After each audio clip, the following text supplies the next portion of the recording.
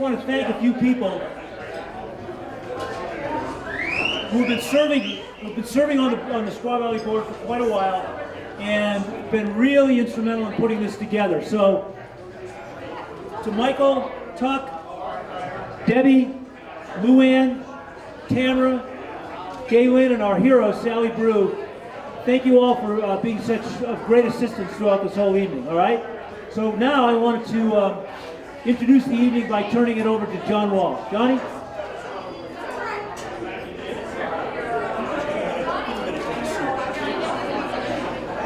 No, Rocket, slow down. I don't want you to trip, man. You're getting old. No rush. Everybody get some food, then take a seat. Get some food. We're all good. We're all good. Mike asked me if this was something I'd like to do, and anytime I want to talk about history of Squaw Valley, I'd love to step up and talk about that. Being able to grow up in that valley was very special. We went through that earlier. Tonight, obviously, Mike wants to thank all the Property Owners Association. These things are great. The oral history of Squaw has to continue because nobody wrote the big book. We need to write the big book about all of Squaw Valley right from the inception, and so someone will start figuring out that legacy, because unfortunately there's not a lot of written words about it, so you got to hear it orally from people that have been there for a while. Obviously thank Mike for putting this together, Johnny at Zaz, everybody, nice, not a bad view. Lake Tahoe, it's not right in Squaw, but close enough that we can enjoy it and call it ours, of course. It's now mine. But I wrote notes because my brain wanders. I'm Irish, and I've had a beer, and it wanders. So when he asked me to get up and just do an introduction, and then sent me all the bios on the SunGerGurls. How do you pronounce SunGer? And I started to read it, and deep down I got a good chuckle. And the chuckle is that, you know, the first one I spoke at was growing up in Squaw, 60s, 70s, 80s. We were all dysfunctional in a very healthy way. Yeah. And then we heard about, you know, then I guess Dale Cox talked about the tram, that, you know, tragedy, but history, which it was the 50th anniversary of that, and the Squaw Valley Times had some pictures of the very first tram ride with people on it, and I looked at it, and I looked there, and there was Hans Allbitter over by the door, some guy playing the accordion with his lederhosen on, and then Alex, some reporter, and then there was a lady that looked a little familiar, and I'm like, I think that's my mother. And I go, so I sent it to Debbie, I'm like, was Mom on the first tram ride? Yeah. She got a ride up, and then Alex got a ride later that night. So, anyway,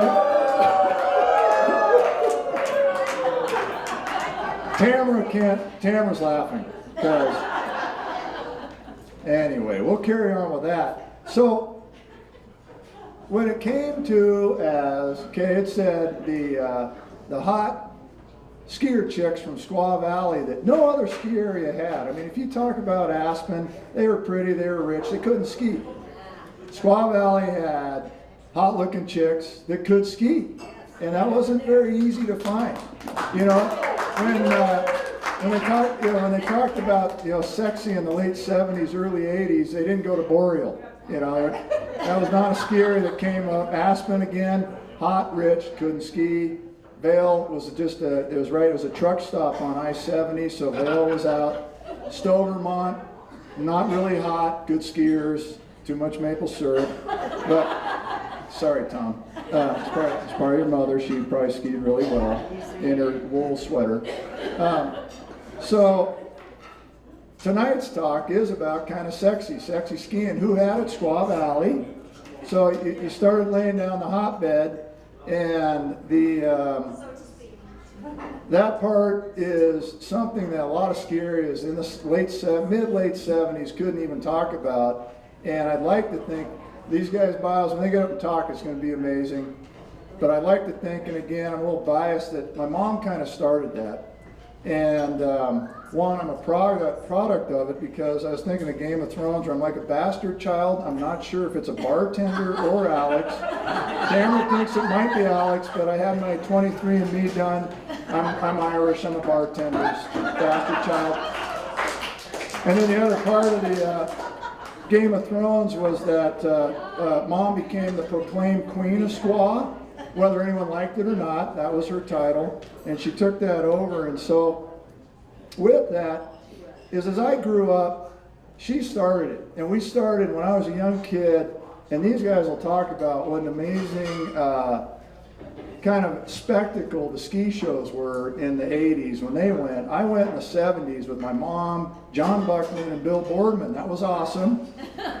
And it was at the Cow Palace, and then Alex would show up, and I swear to God, I know I elaborate a lot because I'm Irish, but I swear to God, Alex showed up. I got stuck in the hotel room. John and Bill and my mom went to Carol Doda's place, if you guys know who she is, and Alex played the piano while she danced.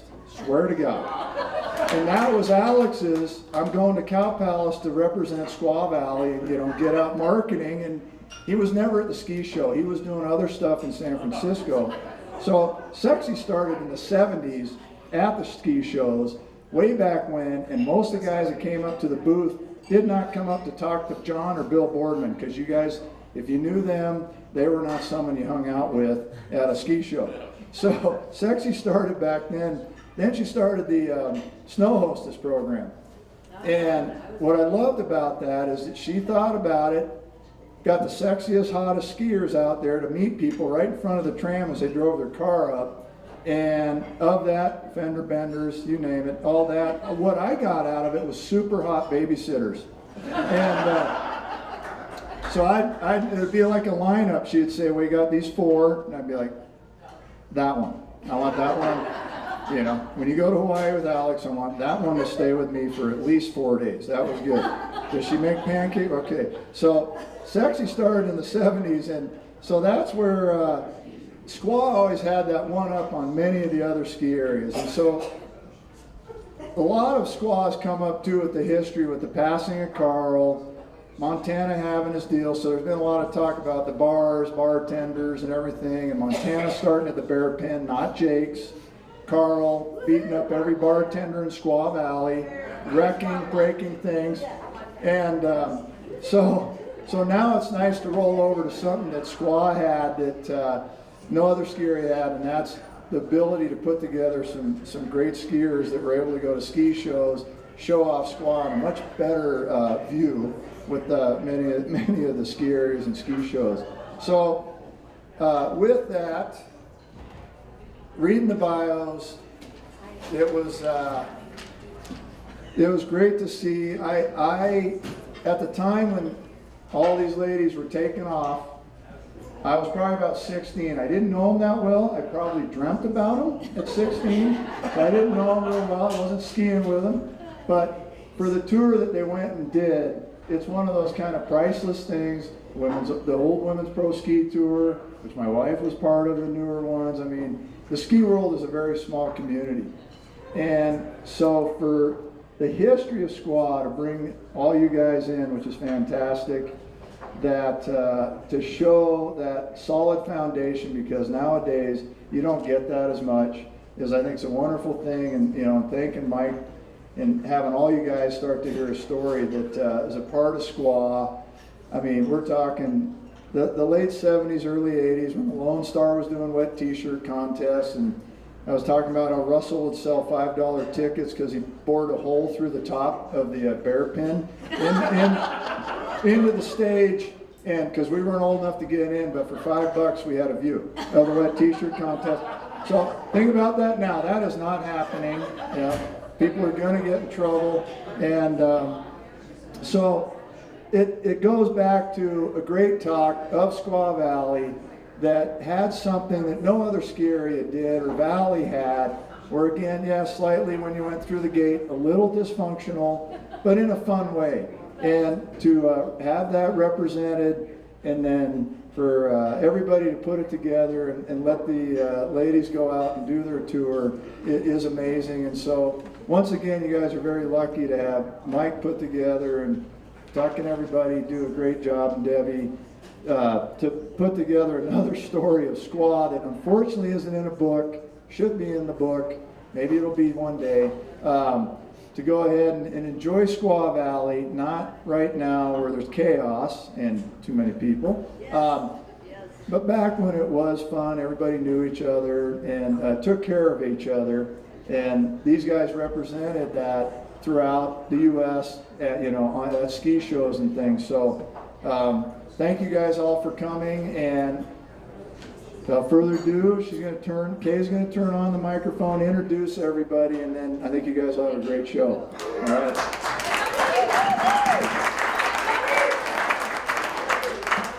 Okay, well, first I'd like to thank everyone for being here. Mike for all the work he's put together, and about a month and a half ago, we didn't even know we were going to be here.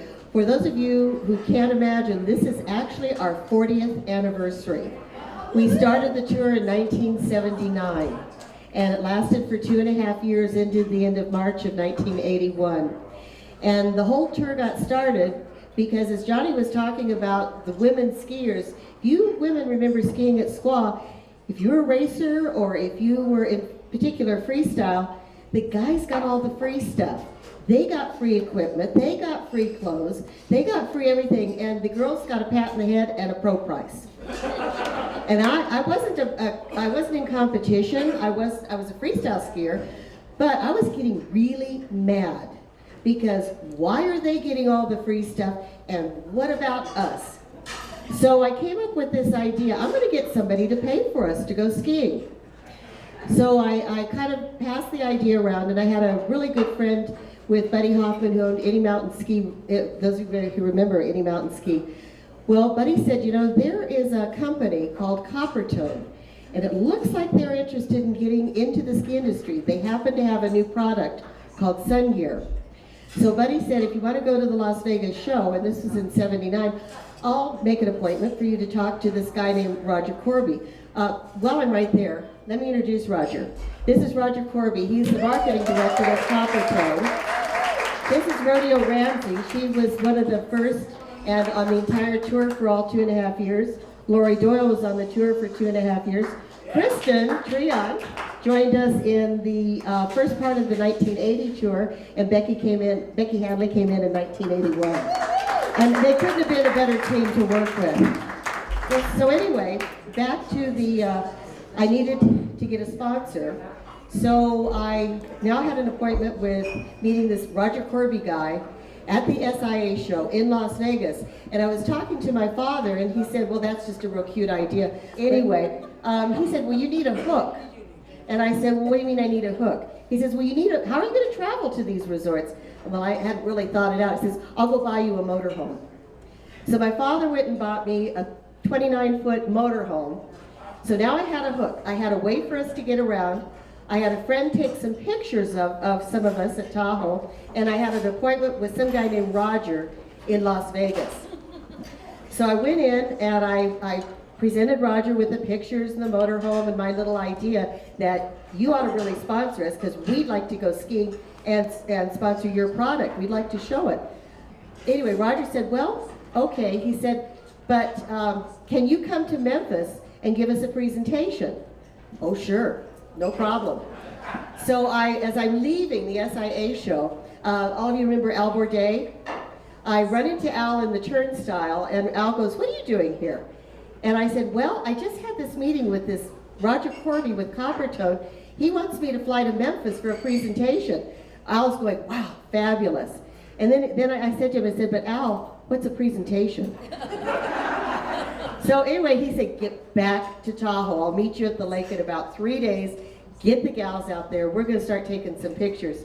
So as typical for Squaw Valley and all of us, Al's taking these fabulous pictures. They're on the slideshow up here, and I gave him the credit. Roy Turmerose showed up, and he worked with Mike Marvin, and we all know who Mike is. And he did Hot Dog, and some of the movies. Well, Roy says, do you have a movie of you guys skiing? And I said, no, I don't have a movie. I don't have anything like that. He says, get the girls, get on the mountain, we're going to make a movie. So Roy made this great movie. Well, now I'm figuring, well, I really need to go to Memphis, but I need to leave them with something. So I went to Tahoe World and talked to one of the writers there I kind of knew, and I said, can you write a proposal for me? And he said, sure. So he wrote a proposal. I went to, remember Joseph Magnan's? Went to Joseph Magnan's, bought this gorgeous linen suit with this really pretty kind of turquoise blue blouse and heels, flew to Memphis, rented a Thunderbird, and got a suite at the Hyatt. And I said, I'm either going to look like the biggest BSer on the planet, or they're going to buy it. So the next morning, went to Coppertone, met Roger in the morning. He said, can you give us a presentation? I said, yes. So I gave a presentation. Roger kind of left, people left. And he said, Roger comes back and says, can you give us another presentation? Oh, sure, I do it all the time. So I gave another presentation and Roger left again. And then all these people, and there weren't any titles. This is like Bob, Carol, Ted now. I don't know who these people are. So by the end of the day, I had 4 presentations with all these people I didn't know. And then talked to Roger. The next day, I flew back to Tahoe, of course. About 2 or 3 weeks later, I get a phone call. Hi, Kay, this is Roger. And Roger, and he said, yeah. I said, what are you going to cost us? I said, what do you mean, what am I going to cost you? What do you want? He said, we want your team out on the road January 1st, 1980. Oh, sure, no problem. I'll just get them to leave their boyfriends, their husbands, quit their jobs, give up their apartments, and whatever it takes, and they don't get to ski at Squaw Valley for the rest of the season. No problem. So then I get another phone call, maybe I'd say about 3 or 4 weeks later. Roger says, Kay, we want you on the road in September. What are you going to cost us? So anyway, that was the Harry Leonard Ski Show. And again, I had to talk rodeo, Lori, the team. Oh, just give your life up here and go on the road in a motorhome with me, which I haven't a clue what we're doing. So from that point, I started picking up sponsors, and it was really a wild, like Mr. Toad's Wild Ride. But there were a lot of, they're going to share a lot of their stories, and I'm going to introduce Roger in just a second. But I have one on-the-road story that really deserves to get told. We're traveling in call it the suntan van. This is a 26-foot motorhome that had sun gear all over the outside, the Coppertone. And every trucker in the world was honking and waving at us. Sometimes the radio would be blasting inside the motorhome. They're dancing in the middle of the motorhome in the middle of Highway 80, rocking it out. Anyway, we're on our way to Chicago. We've left Los Angeles. We have some engine problems in Cheyenne, Wyoming. Pull into the Chevron station. So while we're getting the mechanics there to fix the motorhome, Rodeo and Jesse Whitmore, and I don't know, a lot of you do know Jesse, decide they're going to go for a run with their hair in rollers, with shorts on Highway 80. So we're here at the Chevron station. They just take off. I don't know where they're going. All of a sudden, about 2 hours later, there's a knock at the door. The door opens. Here's the police department, Cheyenne Police. They're here. They go, by any chance, they say, well, who are you? What are you doing? I said, Coppertone, blah, blah, blah. And they said, by any chance, are you missing anybody? I said, yes, they're mine. And here they are. The police pull up. They get out of the police car, because they said, you really should not go jogging on Highway 80. So anyway, the tour continued, and as the most amazing things happened. It was a lot of fun. It's little like being little rock and roll stars. We met celebrities. We were with the men's pro racing, the women's pro racing, celebrity. It was a once in a lifetime deal. And again, it all started. We were all from Squaw Valley, and we had so much support from everybody. Yeah. So what I'm going to do, I'm going to hand it to Roger, because why did he take a chance on us? The man must have been crazy, but he did. Most wonderful guy in the world to work with. We loved working with Roger. So Roger is the marketing director with Coppertone, and Roger said, oh yeah, what are you going to cost us? Thank you. At the outset, I want you to know that this was a serious project. And someone had to take one for the corporation and fly around the country skiing with beautiful women on expense account, and it was me. So I had a couple of the best years of my life, 2 or 3 glorious years working with ski people and these girls, these women especially. There's a long history associated with that. Anyway, Coppertone had, just really brief, just a long story short, Coppertone was the original, one of the, if not the original, one of the original sun protection products that diffused the sun's rays, that slowed down the process of burning. And we found out at about this period of time that the accumulation of that over time causes skin cancer. So we had to take Coppertone, which was a tanning product, tan, don't burn, get a Coppertone tan and all that, and reposition it to a product that protected people a little bit, yet still allowed them to tan. The logo, the famous Coppertone logo of the little girl with her pants being pulled down by a dog, who 24 people have claimed responsibility for that. It was my boss, who's happened to his son on the beach at Miami in 1949, I think, and he told his art director about it, and they made a logo out of it, and it became one of the best known logos in the nation. Yeah. However, what happened by the time the 70s rolled around, Coppertone had become the good old product, good, not very exciting, that your mom made you put on at the swimming pool or the beach, and it didn't have any pizzazz. And this is a cosmetics business in addition to a protection business. And so we said, okay, we have to fill in these chinks. One was the introduction of Hawaiian Tropic. That was not our product. That took 20 share points away from us because we were not up to snuff on what was happening with the consumer. They brought me in to fix that. They also brought me in to get into the ski business. Now, Coppertone, or Plow Incorporated, the name of the company, is in Memphis, Tennessee, and those guys, they're duck hunters, golfers, barbecue guys, and you talk about skiing to them, they think you're talking about water skiing. They said, y'all mean snow skiing? Yeah. Right. So I was the only skier in the whole place. I was a wide track parallel skier by that time. I had taught myself at Alpine Valley in Wisconsin, which had a 220-foot vertical drop. And I had been to Colorado a few times, and I thought, God, is this great? And so they brought me down because I was a skier and I knew something about it. One other guy was a skier too, the owner of the company. All right. All the middle management people said, I don't want anything to do with all this bullshit, So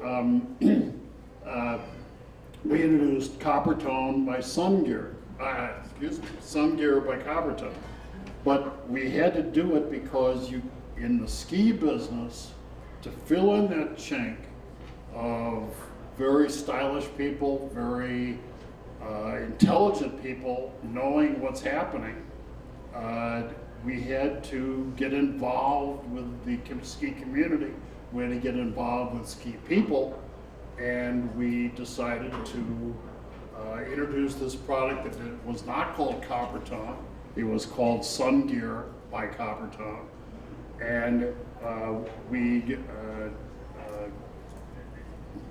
talked about maybe getting a group of Tahoe type skiers with long blonde hair skiing, and most of these guys have long blonde hair except this one. They always want to know who hired me. And Becky hadn't been with us yet at that time.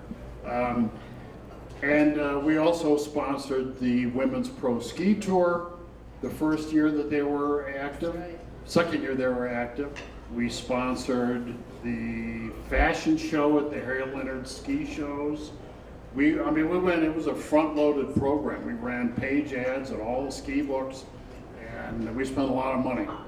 And much to the controller's dismay. So I had to fend off all internal corporate politics while we had these guys. I was tapped on the shoulder at SIA by this lady, and she said, "You know, I want to put the idea in your head of maybe having a team of girls ski with the trade, writing turnover orders, doing PR, doing TV appearances, and all that, talking about the brand and talking about the ski race, the women's pro tour also." And I said, okay, but let me tell you, when you're a new brand and you've got a lot of money to spend, the deal makers come out of the woodwork, and most of them have no idea what they're talking about, and they don't have any money to put in up front. And so I said, okay, she looks determined, and let's see if she really does it. So I says, come back to us to Memphis in a few weeks and give us a presentation on what you're suggesting. And that's what happened. So we went from there to, we started at the Cow Palace in San Francisco, at the Harry Leonard ski show that year. We all went from there Los to Angeles, Chicago, Detroit, Boston, New York City. Yeah. And this one was on stage at Xanadu's in New York City. Yeah. We Oh, scored. we had a blowout in New York City, believe me. What was the name of that? Studio 54. Xenon. No, it was Xenon. Xenon. It was One Studio 54. But it was Xenon's. It was in the garment district. But I thought it was Xanadu. anyway, somebody had to do this, and I did it. And but they're the ones who executed it, and I paid for it, and it was their idea. And they deserve it. So that's all I have. Let me bring it back to Kate. So Roger was amazing. He took a chance on us, and it led to the most exciting 2.5 years of my life. It's be careful what you dream, because it does happen. I'm going to introduce Rodeo here. We're going into the second phase. Of course, everybody recognizes Rodeo Ramsey. If nothing else, just the name in itself is kind of unique. But she and Lori Doyle both were on the entire tour. They were the best team players in the world. The people love them. They're great with the public. They're also good skiers. They were good looking, and they made the party happen. Rodeo. Welcome and good evening. I suppose you're wondering why we asked you all here tonight. Okay, louder. She said louder. Can you guys hear me in the back row? Okay. Thank you. Something. That stop smoking? No, I'm not smoking. Oh, stop talking. Okay. Thank you. I am a rodeo on formal occasions, such as this evening when I have a nice jacket on. Rodeo to my friends, and that's all of you. So thank you for coming. Really, thank you for coming. This is awesome, and this is such a great privilege to have this. And Kate really deserves a big hand because she made this happen.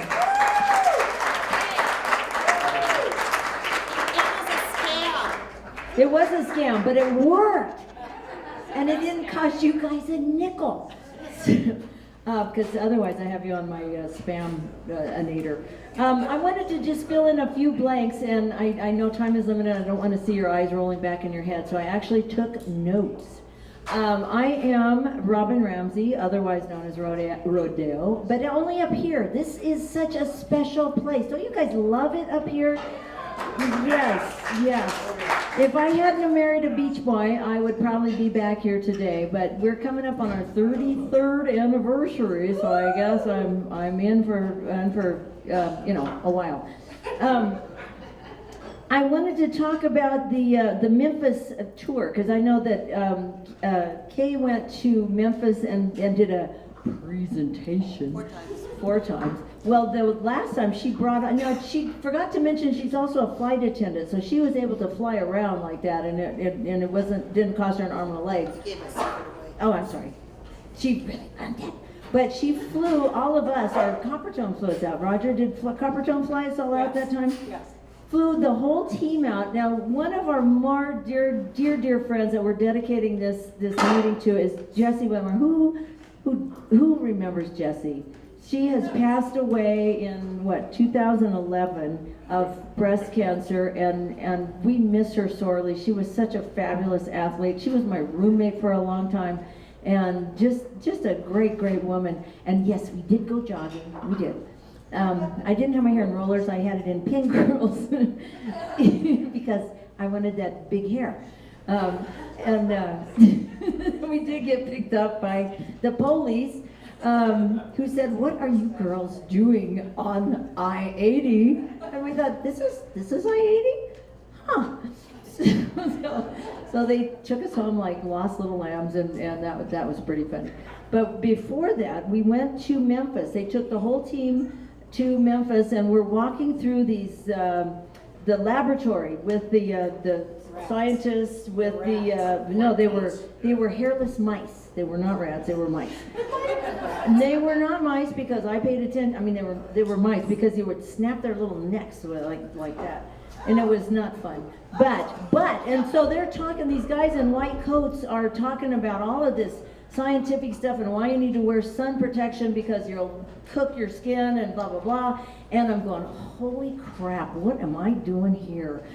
Walking through these tunnels and aisles of people in white coats. And then, and this is what by the way, wait for it, I am a school counselor now, and I tell my kids this. I just retired last year, and now I'm a mental health therapist for those of you that need, Well, I'll have cards later.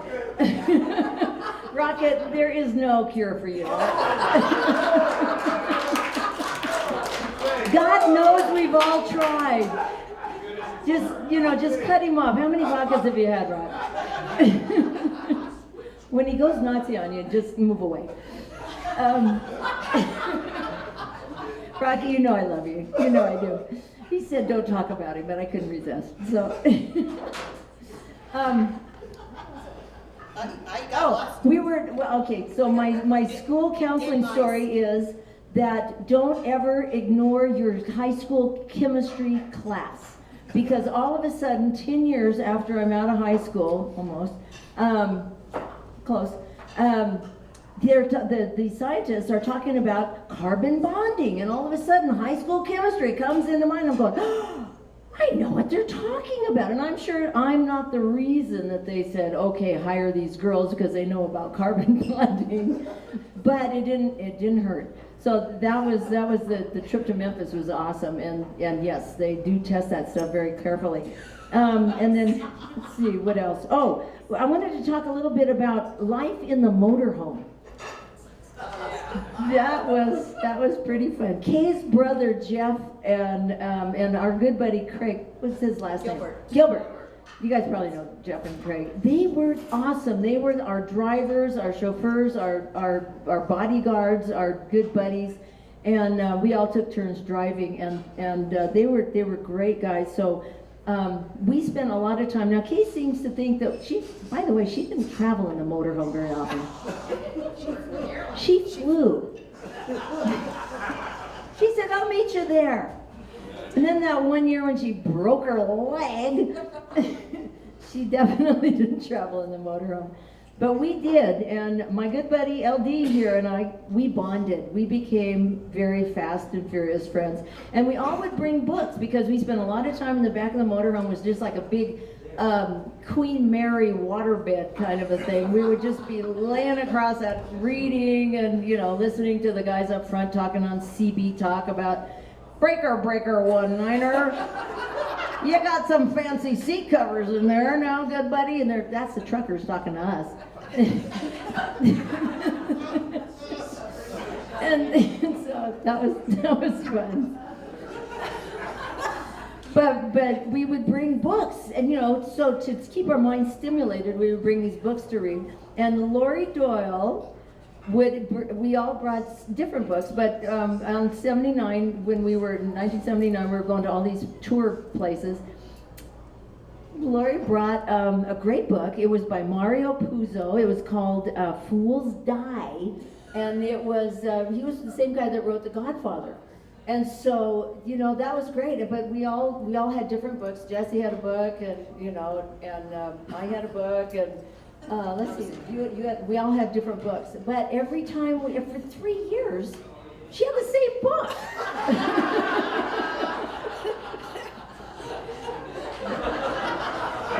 Fools die. So at the end of the tour, I put it in a beautiful gift box, beautifully gift wrapped, because she always quizzed me. Well, what chapter could you be on? I mean, it's year 3. So anyway, I finally gave her the book, beautifully gift wrapped, and she was thrilled. And we have passed it back and forth for 40 years. She has it. She had it here. She forgot it. If you guys want to come over to our house after the meeting, we'll show you the book. It has the dates in it, and we've seriously passed it back and forth. Never been opened. Neither one of us have read a word of it. Have no idea what the hell it's about. But fools die. Damn it. Can I say that? Can I say that, Mike? Too late.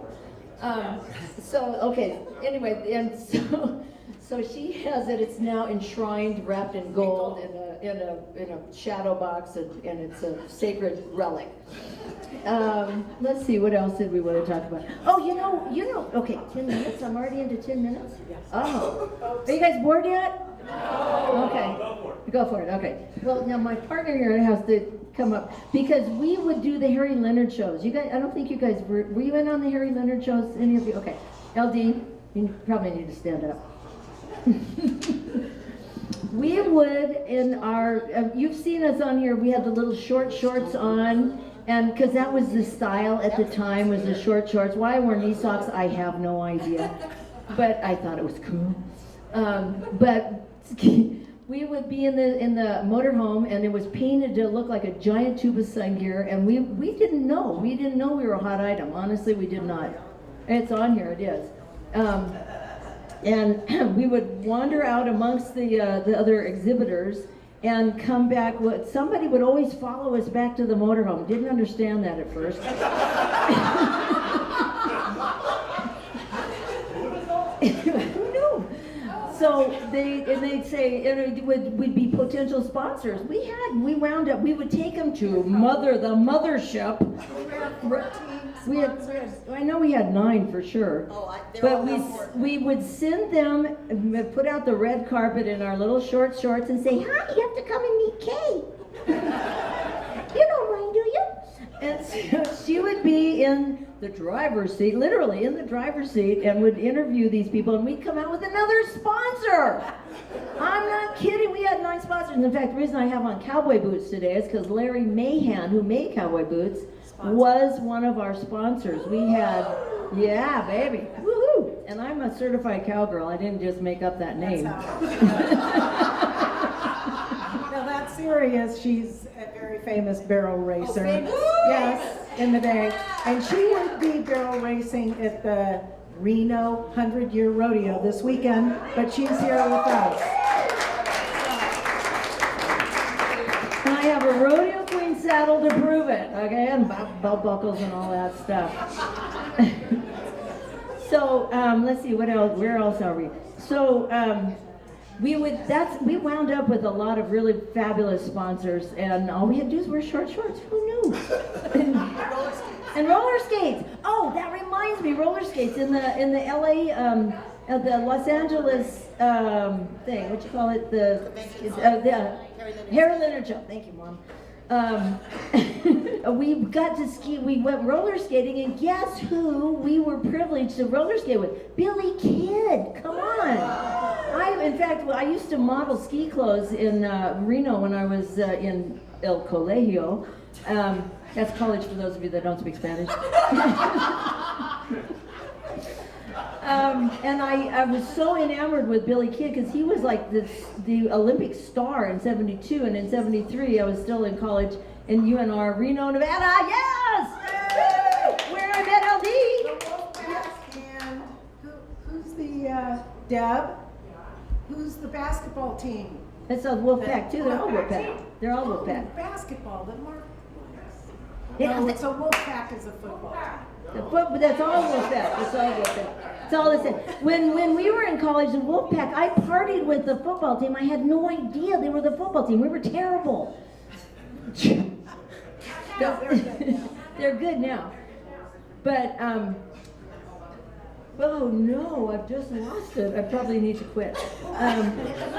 Anyway, we got to rollerblade with Billy Kidd, Hank Cashua, and rollerblade in roller skate. I mean, and this was '79, so we were in Venice Beach and rollerblading. And unfortunately, these famous Olympic skiers thought that I could really roller skate, and we would be arm in arm, and I'd fall down, and they'd have to fall down with me. Oh. Yeah, but the problem was they served cocktails at the roller rink. So you're roller skating around and after having a glass of champagne or something. Okay, last story. I promise this will be the last story. Oh, by the way, I was a ski hostess. I went to the first year of ski hostessing, and I got so tired of telling people where the bathrooms were that I just couldn't finish the year. I said, this is a powder day. What am I doing telling people where bathrooms are? I'm sorry. And we had to wear the white jackets with 6,200 feet on one side and 8,200 feet on the other side. I just couldn't do it. But it was a great idea. It was a wonderful idea, and Debbie's mom was awesome about inventing that. But last thing that I'll end with, LD and I, when the end of the first season, Kate disappeared. We were staying at Mammoth Mountain, and it was the culmination of the men's and women's pro ski tournament was there at Mammoth Mountain. It was a big deal. Celebrity ski tournament. Pro celebrity ski Tournament. I mean, not tournament. Ski. Thinking of tennis, sorry. Yeah. Well, yeah. Okay. So, Race. Race. What do you call that anyway? Would that be, Tamara, what would you call it? Race. Tour. Okay, thank you.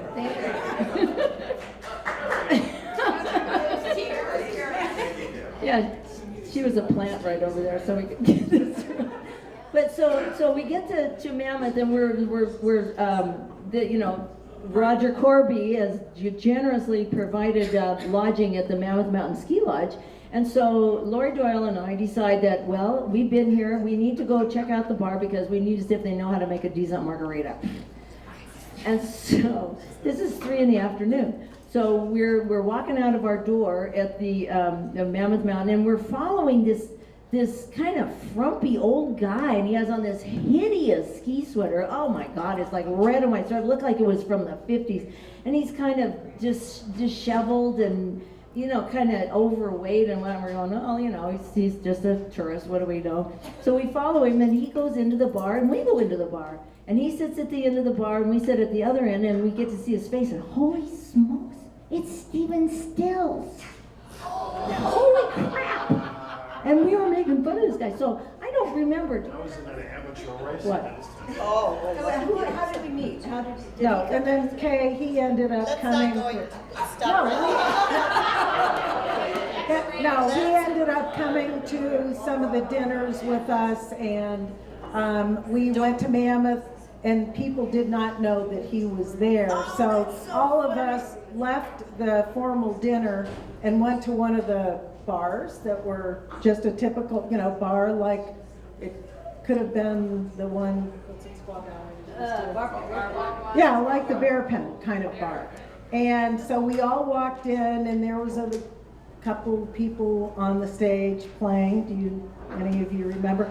So he was with us, standing right there. Oh, that's right. We ordered cocktails.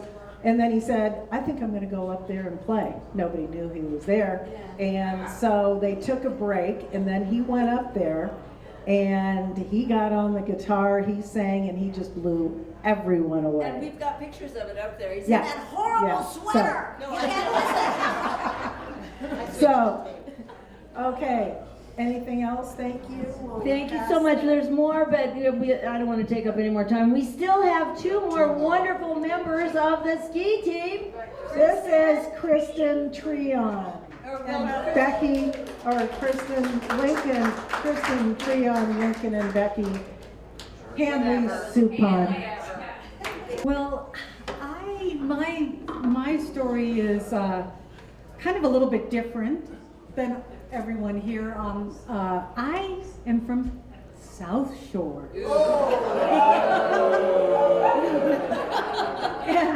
and how did I get connected with all these ladies here? Well, it turns out that I do have my roots up here in North Shore. I grew up at Serene Lakes, up off by Soda Springs, and I actually remember ice skating in the Squaw Valley rink a year after the Olympics and looking out over the mountain at the Olympic rings and everything. So yeah, my roots are here. I still have my family home there, which I go to often, and so I belong in both places. But I first met Kay at my former employers, and I was a buyer and a manager for Any Mountain Limited, and Kay was really good friends with Bud Hoffman, and you guys might remember that he had a little ski hill there in Squaw Valley, and I ended up leaving for another job opportunity in South Shore, and that's how I ended up there, a good employment opportunity. But I got a phone call one day from Kay, and she was like, hey, would you like to join a ski team and tour around the United States and get paid for it and represent some different companies, including Squaw Valley? And it was kind of surreal, like, I'm not sure I understand what you're saying, because there really wasn't anything like this out there. She was a trailblazer for sure. And so I said, well, let me think about it, and I went to my employer at the time and ran it by him, and thinking, oh, well, he's going to put the kibosh on it, and I probably won't be able to go, because I wasn't going to walk away from my job. It was a good job. And he goes, oh, what a great opportunity. Yeah, you can go do that. I'll have your job here for you when you get back. So with that, I called Kay with great trepidation to say yes. And I use the word trepidation because I was 23 years old, and I didn't know any of these ladies at all. I don't even remember meeting them except for Kay. And I just kind of jumped right in. And but they were very warm, very welcoming, and we are longtime friends since. But I do have to say that one of them in particular took me under her wing and helped show me the ropes, and that was Jessie Whitmore. And I just want to say I'm so honored to be able to just be part of dedicating this evening to her.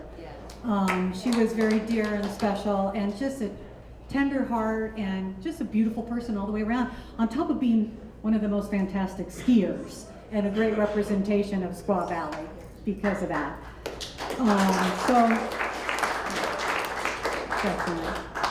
So anyway, really, most of the funny stories I have to tell, I probably shouldn't.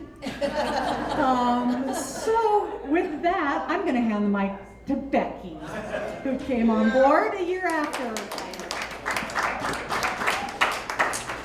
Okay, well, my story is completely different. I took up skiing in college. I'd never skied before. I come from a small town. It has like Main Street only has buildings on like one side. The other side's a railroad. Anyway, Gonzalez. I go to Fresno State. They have this little tiny ski area up there called China Peak. I ski for the first time. I'm done. I am done. it's over for me. I took all my nursing classes Tuesday, Wednesday, Thursday, so I could ski Friday, Saturday, Sunday, Monday. I went to school from 7 in the morning till 10 at night. When we did the nursing school bed bath, they're going, why are you so black and blue? I mean, you know, you have a bad boyfriend? I'm going, no, I'm just learning to ski. And so then, after I got my degree in nursing, I go back and I am going to make my parents proud. I get a great job in a CCU unit in a hospital near home. And then fall came. And I said, fuck this. I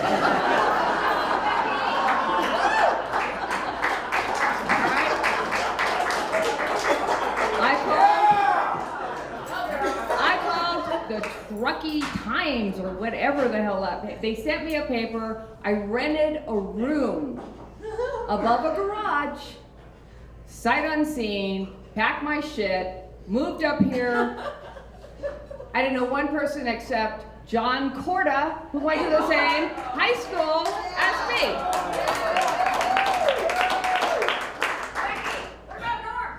And Norm. I didn't think you wanted me to mention him. Anyway, I knew Norm Bozio and John Corda. And I got a job working in Washoe Medical Center. And I worked nights in the CCU unit so I could do everything that you want to do during the day. I'm young, so I could do, that would kill me now. But then one day, after my car, I had come home from work and I was so tired, I forgot to put the brake onto my little Volkswagen and had it back down the driveway and off Sandy Road and missed the gas propane tank by about this far, that this might be a little, I might be burning the candle at both ends. So Rododo over here, she says, hey, look, they're hiring at Bar 1. Why don't you, 1, get a raise, 2, stop commuting, 3, get a pass, and a ski locker, show up from 2, work till 10, and enjoy your life. I said, okay. And so that's what I did. And I had the little Squaw Valley little outfit, the little skirt, the little headband, the little feather, because everybody with a degree in nursing should wear that at least once.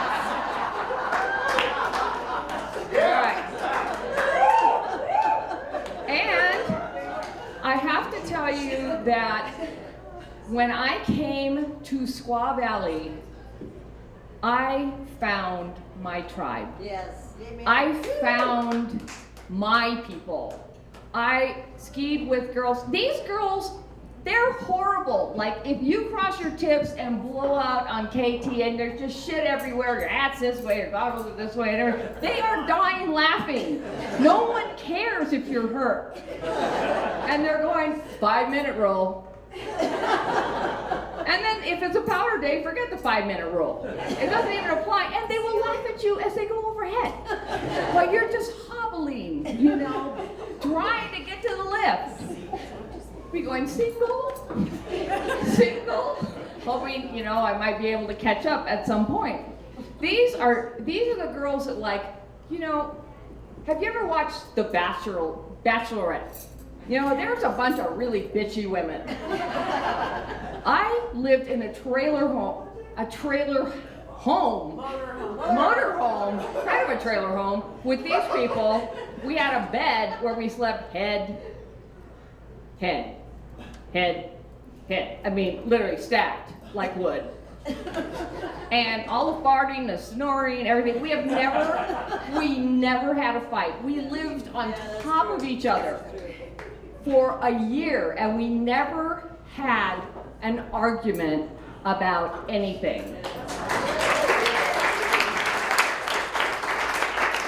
And these girls, and the thing about Squaw, I mean, and SunGerGurls, it's Squaw Valley. When I came back and looked at the mountain, I drove up there today, and there's been a lot of changes, obviously, around Squaw, but the mountain hasn't changed. And that mountain is the best equalizer I have ever seen. It doesn't matter what money you have, what car you own, if you are wearing Bogner with Scott boots and, you know, the whole damn thing. It doesn't matter, I got damn. It's how you make it down the hill. Yeah.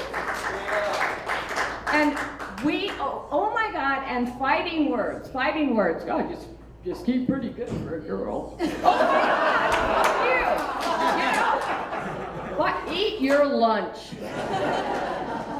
So the friends so I actually was here for a couple years. I blew my knee, blew it. Went to Washoe. They tried to fix it. It was before, like, you know, the surgery, anyway, I had a scar from like here to here. I come back up, my boyfriend picked me up in the back of a truck with a lounge chair in the back so that we could get back up. He was a ski Patrol. And we get back up there and I decide that, in fact, it's a great night to go dancing in Truckee. Well, you know, how that actually works.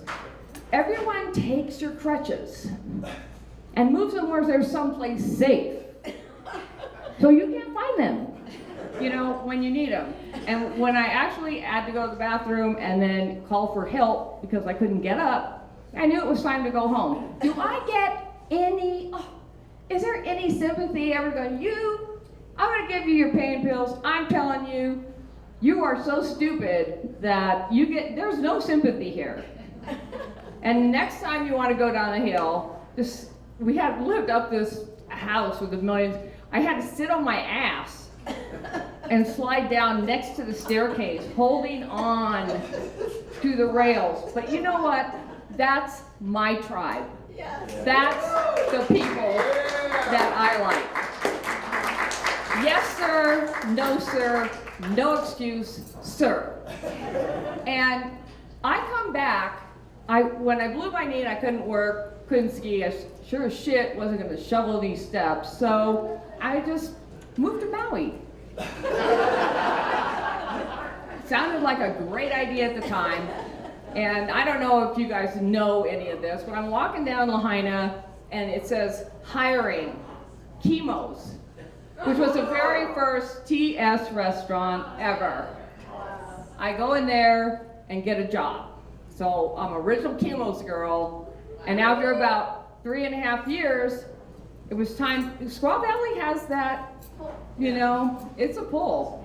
And I came back here, and I was actually working at Jake's, and Kate comes up, and she goes, would you like to be a SunGerGurl? I'm going, what is it? And she goes, well, you know, I knew, I have to tell you the Rododo story, and this will just be quick, but we are in a bar in Sun Valley, and Clint Eastwood is in there, and Rodeo just has to get an autograph. She has to get an autograph, and he is drunk as shit. And so, you be quiet. Anyway, he goes, and he goes, what's your name? She goes, my name's Rodeo. And he goes, to Rodo, do. So, she will always be Rododo to me. But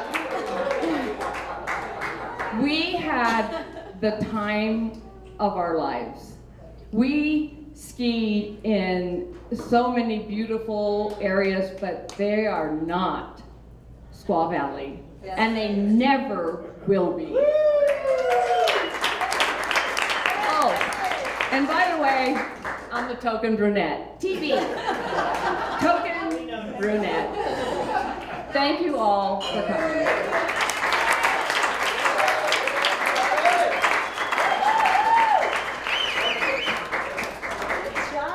Glad that Squaw Valley is very accepting of people like that.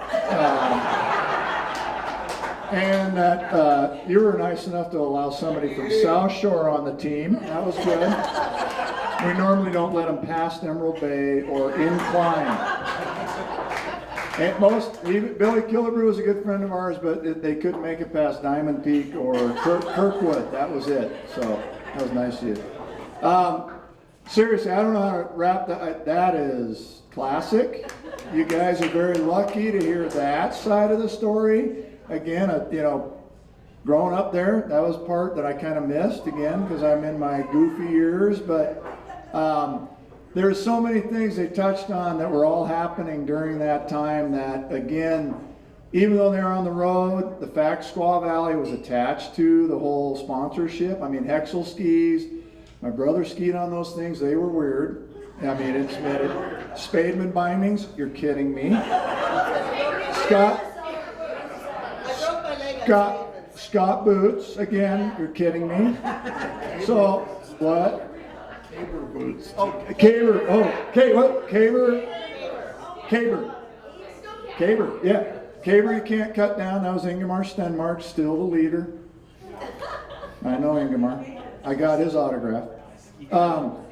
So I mean that was classic, you guys. Again, thanks Mike and everybody that put together getting some good old squaw stories that right now again it's continuing thanks to Mike with more verbal kind of history going on here.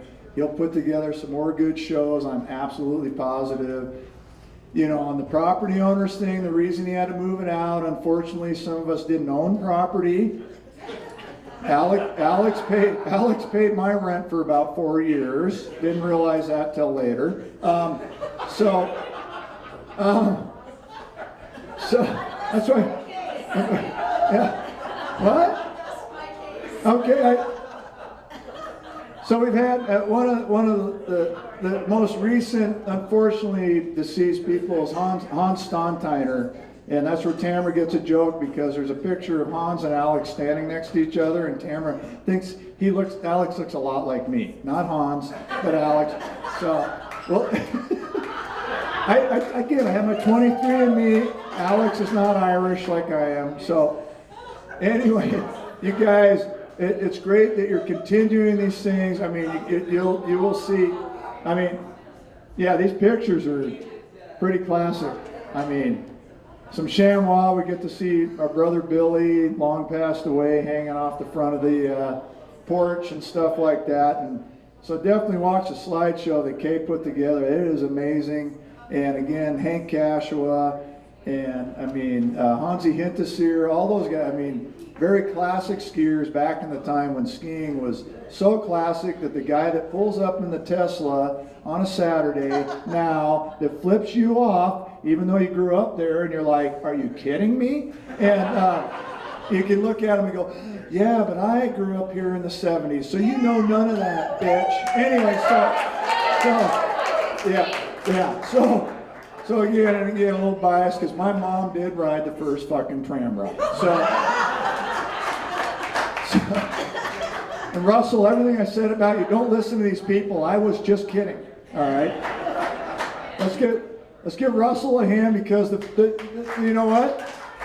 The valley did not totally burn down, just certain parts. So we're all right. Okay, but this was classic because this is a part. Even I know everything. Even I don't know the total story, but the motorhome, the ski shows, I had a taste of. Yeah, I mean, that's perfect. Everything you said. Yes. Anyway, I'm out. You guys, great show. You guys, Mike, thank you. Okay.